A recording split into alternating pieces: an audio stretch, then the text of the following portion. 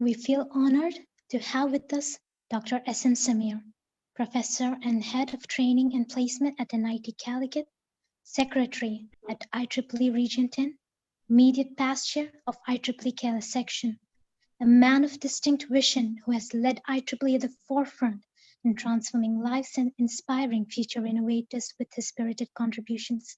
He has published over 50 journal papers, including reputed IEEE transactions, 60 conference papers, and holds 2 US patents. He's a co-recipient of the Best Paper Award for Communications in the 17th National Conference on Communications held at Indian Institute of Science, Bangalore. He's a regular reviewer of many reputed international conferences and journals and has served on the technical program committees of several international conferences and was the general co-chair of TENCON 2019. It is an absolute honor for me to invite Dr. S.M. Samir to deliver an address on budget planning and financial management of a conference.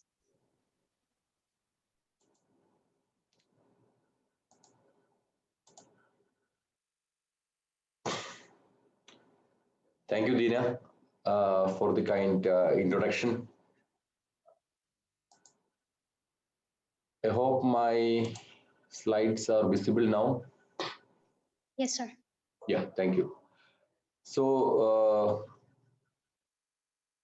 it's an absolute embarrassing moment to give a presentation after Dr. Suresh Nair's session, irrespective of the occasions, whether it is a technical presentation or a leadership presentation or a presentation like this, which is fairly, related to the conference that we all have associated along with him.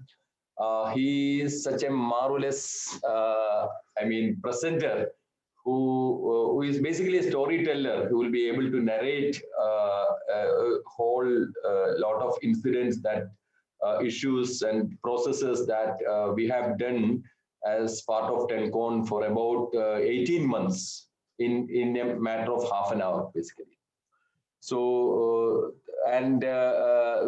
some of the points which I wanted to discuss in this also has been discussed by him. So probably either my job is very easy or it will be looking very monotonous once you get points getting repeated. So thank you, Suresh sir, for setting the stage in any case for discussing some of the matters related to budget planning and financial management of a conference. Of course, budget is something which is typically boring. If it is related to, the overall event, Suresh Nair has presented a lot of very interesting photographs, etc. So I don't have anything like that, right? So the planning basically starts with the fundamental decision that you make, that what kind of conference that you are planning to organize, right? So as far as IEEE conferences are concerned, we are mostly focusing on IEEE conferences in all these discussions. So as far as IEEE associations with conferences are considered, there are 3 different types of associations, right? First is that a conference could be fully financially sponsored by IEEE, or which means that an IEEE organizational unit, which could be an IEEE section or a council or a region, or even some of the society chapters of IEEE, completely owns the conference. That is, one or more entities will completely own the conference, which is called as a fully financially sponsored IEEE conference. Then we have what is called as financially co-sponsored conference, where some IEEE entity will be there who would be taking care of some financial stake will be there, and there could be other entities, non-IEEE, who may be having, hello? Yeah. Non-IEEE entities may be there as financial partners. So IEEE may be having 30% of stake, and 70% of stake will be for, say, Institution of Engineers or some other entities, for example. Then the most widely, popular category of IEEE conference is IEEE technically co-sponsored conferences. Now, technically co-sponsored means IEEE will not be having any financial stake in the conference.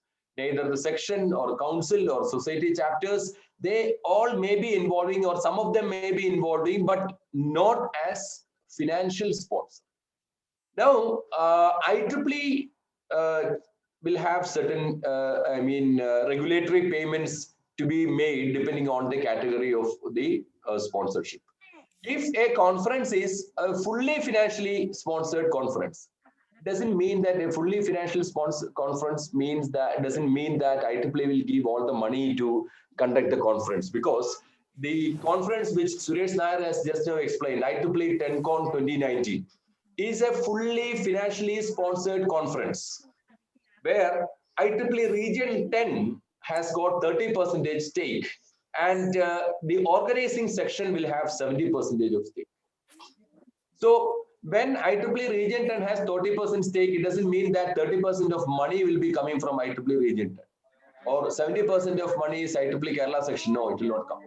The organizers have to find the entire money through various ways, which we'll discuss.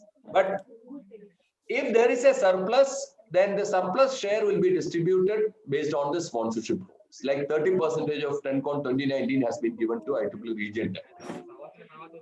Financially co-sponsored, so financially sponsored conferences are generally flagship conferences of regions or councils or societies, normally.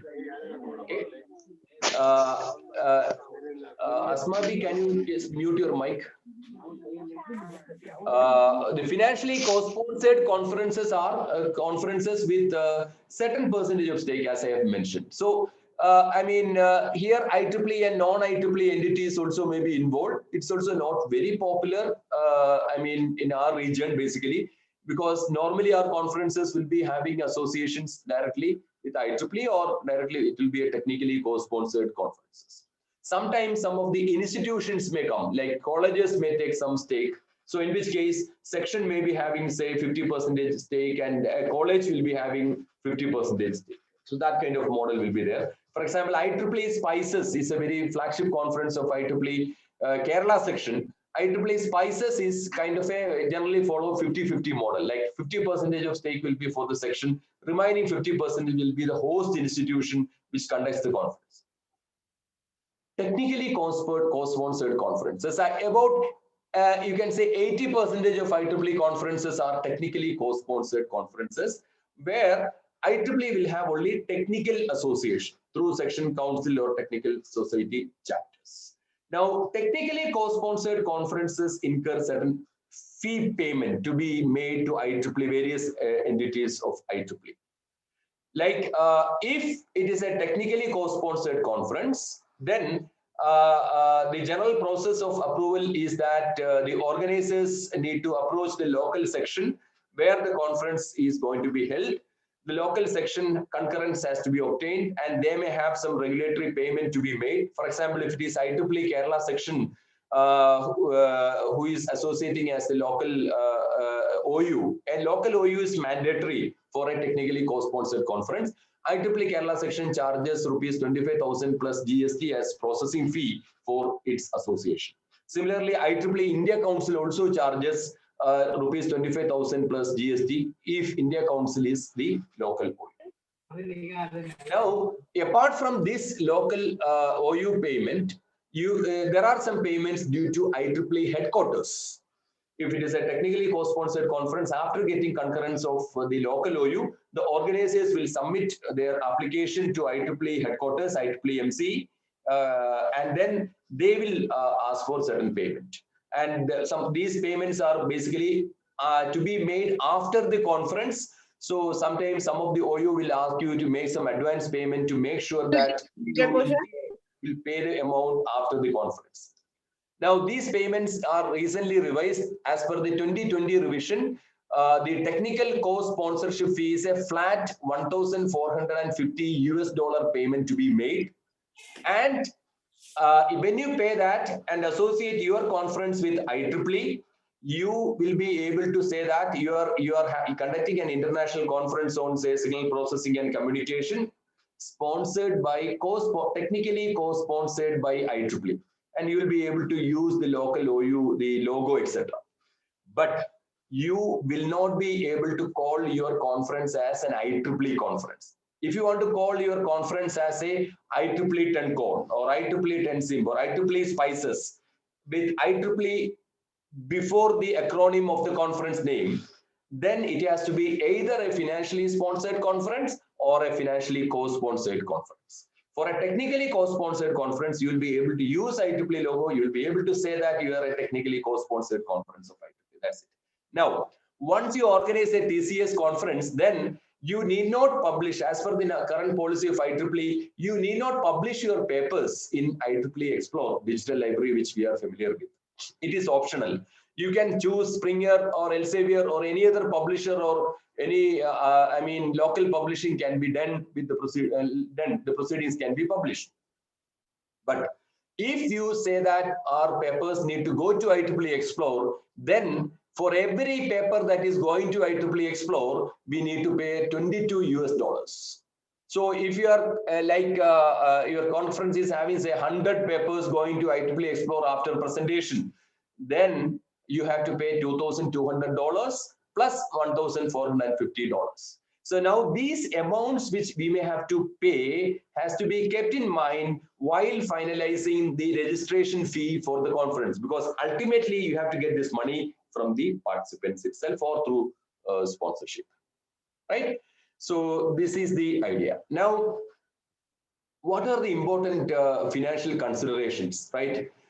When you set the registration fee for a conference, this is very important, because if the registration fee is too high, people will not be submitting papers. If it is too small, you may not be able to meet the expenses associated with the conference. So the reputation of the organizers, that is, who is the host institute of the conference, if it is an institute organized conference, or where is the venue of the conference, who are the collaborators associating with this particular conference, which are the technical society chapters of IEEE or region or council which are associating with the conference. Whether it is a series conference, if it is a series conference, where the past editions of the conference are held. Suresh Nair has mentioned like TenCon is a series conference, and the past editions and all were conducted in a very colorful venue. So we also decided to go for that particular venue. This is very important. If it is a brand new conference, an institute is organizing, probably, it may not be fetching that kind of an attention from the researchers. So, nature of the conference. What is the theme of the conference? If the theme is very generic, international conference on engineering and technology, then no serious researchers will be submitting papers to such generic conference. If it is too specialized, international conference on remote sensing, then only people will be related to remote sensing will be applying papers. So it needs to be fairly, specific focus, but may not be too focused and too generic. And it should have enough tracks to invite papers from multiple, areas. And there has to be provisions, whether we have provisions for tutorial, special session, workshops, etc., which may bring additional papers and additional revenue for the conference. Where is the venue? I'm not going to explain, because it depends. It's a major consideration of a conference, whether you're going to have a 5-star venue or a 4-star venue or an institute, because this matters quite a lot. And if it is an attractive venue, then obviously more people will be coming for the conference. And if it is an institute, and if it is not a very well reputed institute, again, the attendance will be less. So venue and venue expenses becomes very important. Expected number of papers. How many papers you are expecting for the papers, or how many papers you will get and how many papers, so that you will be maybe with about say 25 or 30% of acceptance ratio, which is perhaps the maximum level of acceptance ratio that you can maintain. How many papers you will be get? If you get 100 papers, if you accept 30 papers, obviously your conference may not be economically viable in terms of registration fee. Okay, so potential for attracting sponsorship. It depends on venue, it depends on the nature of the conference, it depends on the reputation of the organizers, etc. So therefore, whether this team will attract good sponsorship, and what is your target, whether you try to achieve break even or whether you try to achieve income over expenditure. And ideally, you should try to achieve income over expenditure, because finally you do not know what will happen, so that you will at least reach break even. Now, what are the income heads that a conference organizer can explore? Obviously, the first and mandatory kind of income is registration fee. Registration fee has to be judiciously decided. I'll come to that. And second is sponsorship. And again, it is basically a great deal of effort is required to get sponsorship. Initially you may need some working capital to run the expenses, run the conference, run going. So you will have you may have to take some loans from your institute or from other sources, and you also try to explore if it's a conference being held in an institute. Probably you can explore your patrons to give some donations.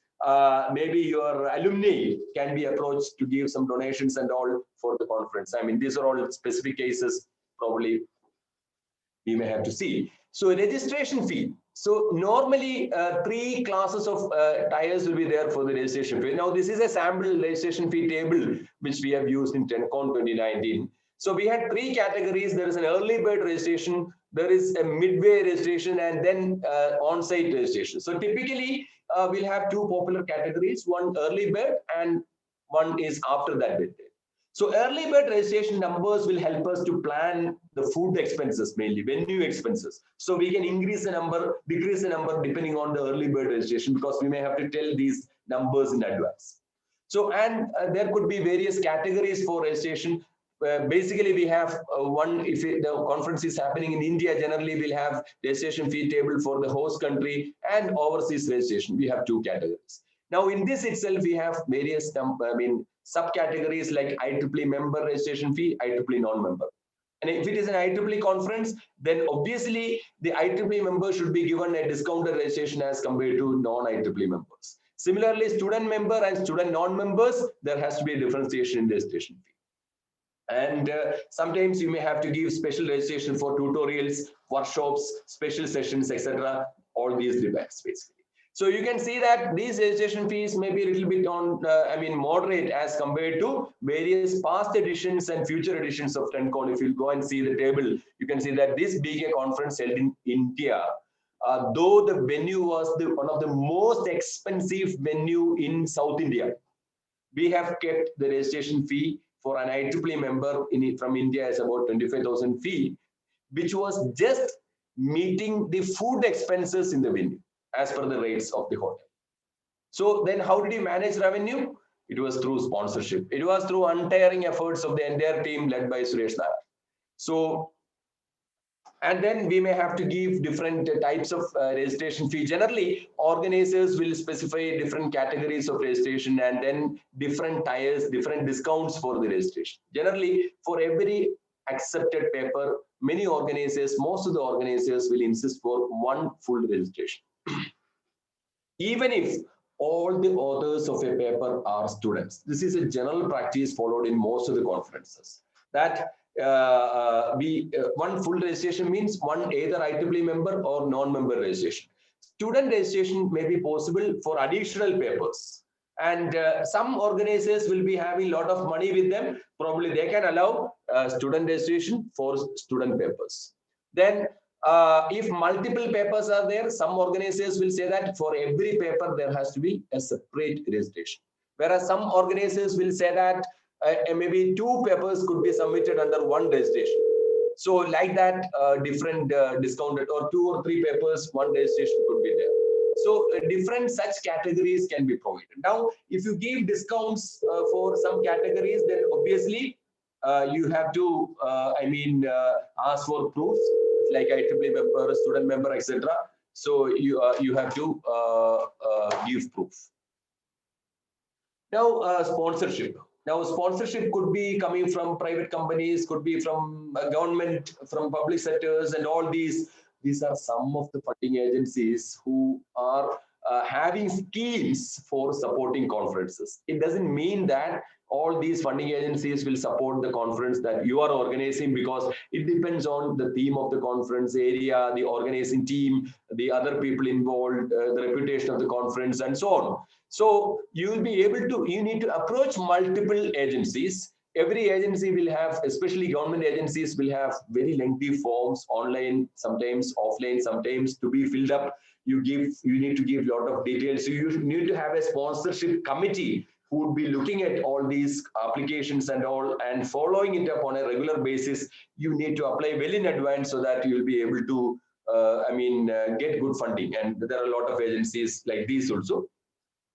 And other than that, you will be able to use private companies as one good opportunity, because their procedures will be simpler, but it would be difficult to get money from them unless they are very convinced about the opportunities that they are getting. Will they be able to get more visibility, more exhibition booths or somewhere? If it is happening in institute, generally they won't give much unless they supply a lot of equipment to that institute on a regular basis. Sometimes they may give. There are different categories like title, platinum, gold, silver, bronze, etc. So this title, normally you might have heard about platinum, gold, silver, bronze, etc. And they will be looking at the corresponding benefits. So you need to differentiate the benefits that these different categories will get.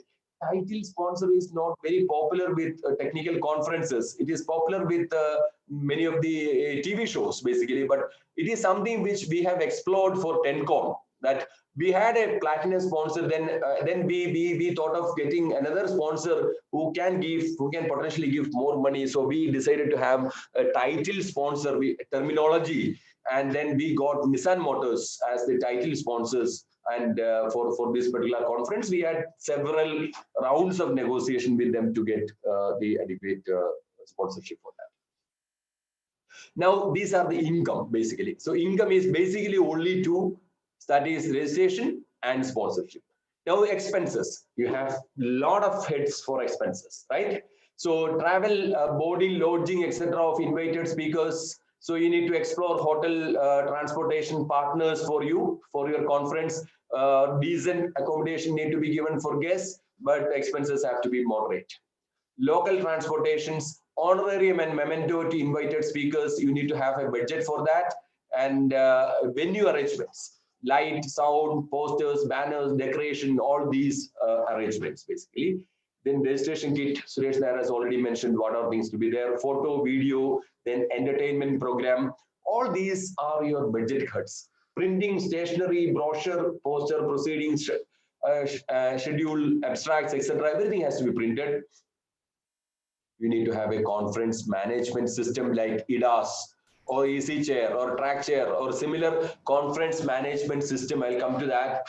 For managing your paper review process, food, refreshments, lunch, banquet, sky is the limit. You can go to any levels. Per day expenses could be 1,000 per delegate, 2,000, 5,000 per delegate, or 10,000 per delegate, depends on the conference. Venue fee, sometimes it will be part of the food package or sometimes separate. All website publicity, and publicity is again very important to get more papers. So if you want an e-notice to be sent to all IEEE members of IEEE Region 10, it is possible to send. So you can place a request through a web form to submit e-notice, but it incur some funding, some amount. For example, if you need to send one e-notice during the conference, IEEE Region 10 will charge $300 US. If it is two e-notices to be sent, $500 US need to be paid to IEEE Region 10. Okay, so these are additional expenses that you will have. And there will be several unforeseen expenses that you may encounter. So you'll have some money reserved for those unforeseen expenses as well. So I have listed some of the major expenses. There could be minor expenses. Like out of these two very important, boarding, lodging, and these food arrangements. So this is something which we need to take care basically, because this is going to be one of the major hits. Be realistic with your numbers. You will say that you had a 3-day conference. On first day, seeing 500 students, 500 people. You may say that on the second day also some 500 may be there. But generally, on first day you'll have a full quorum, maybe first day, or maybe a tutorial day, maybe first day or second day. At morning you will have, but on second day you will see that the number is reduced to half. Many people may be going for sightseeing. Some people may be coming just for presenting their papers. They may be leaving. So numbers may be less. On third day, it will be still very less. Only those people who are presenting papers in a session will be there in a session, in a particular session. Only, 3 or 6 or 7 people. And last day, probably you will be able to see only you and, a person who did not get flight. So this is the real scenario. Now, how do we plan your expenses? If you see that you have about 300 papers accepted for the conference and there are about 100 volunteers, so 400 is the head count. So will you say 400 people for food, say day 1 400, day 2 400, day 3 400? No, it may not be worth, because day 1 some 250 people may be turning up. Day 2 may be full, day 2 may be having 350 or 400 people, maybe 350 people. Day 3, when it comes, it may be reduced to 200 or 150. Day 4, there will be only 110 or 100, 120 people.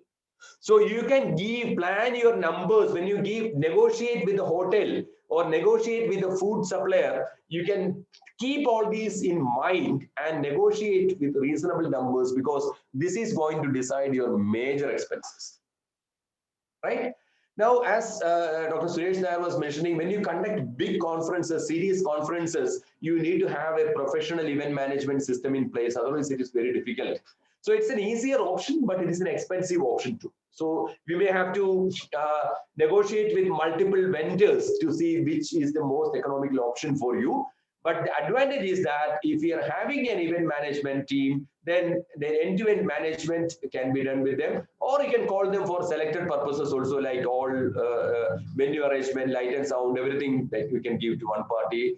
And if you are not giving such outsourcing such works, if you are going to do it by yourself, of course, it will give more feel of the conference. If you are having large number of volunteers, probably you may be able to explore that, but it will give you the feel of work associated with the conference, but it will be a very, very,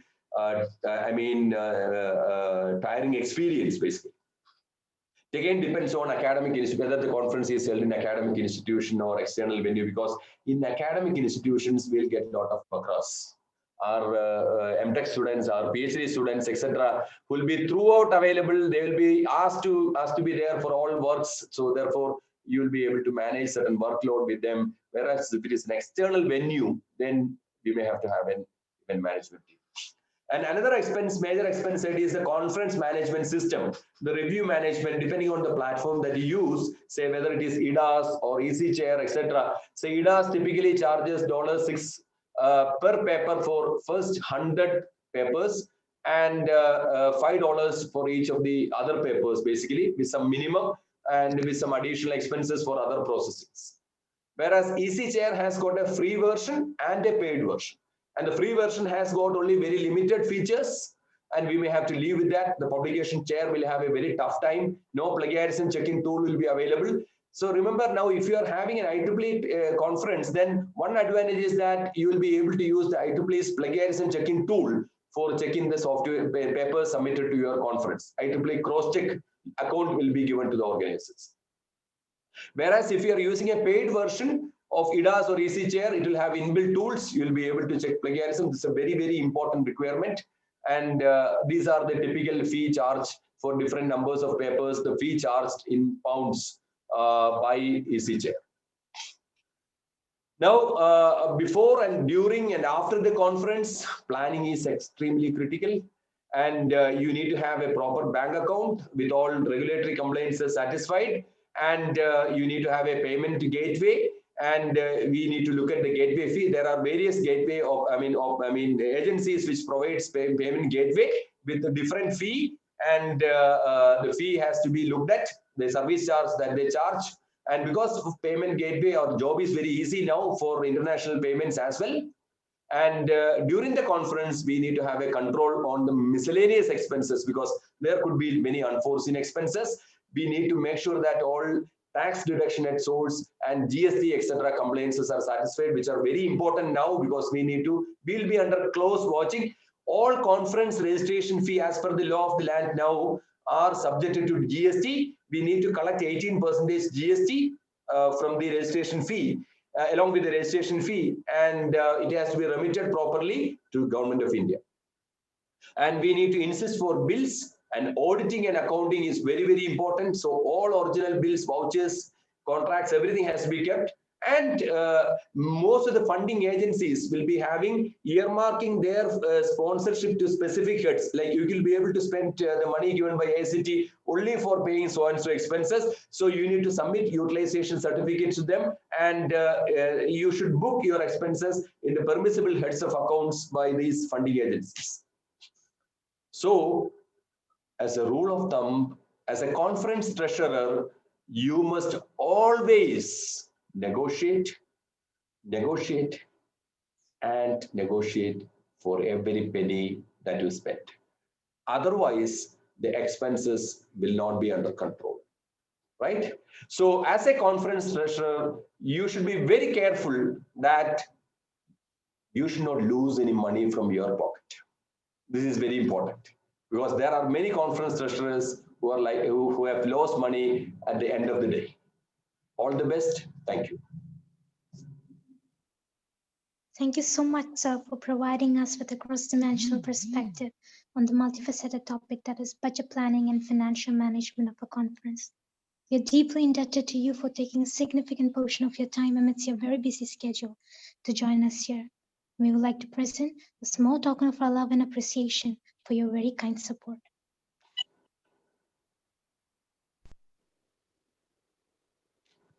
Thank you, Dina.